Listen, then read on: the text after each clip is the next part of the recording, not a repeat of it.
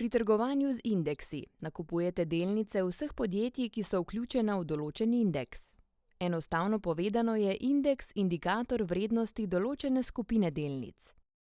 Glavni tržni indeksi so S&P 500, Dow Jones Industrial Average, Nikkei 225, DAX Performance Index.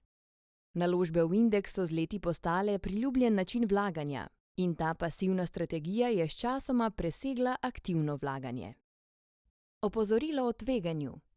Pogodbe na razliko so kompleksni instrumenti in prinašajo veliko tveganje hitre izgube denarja zaradi finančnega vzvoda. Pri trgovanju s pogodbami na razliko pri tem ponudniku denar izgubi 68,98% računov malih vlagateljev. Razmislite, ali razumete, kako delujejo CFD-ji in ali se lahko odločite za veliko tveganje, da boste izgubili denar.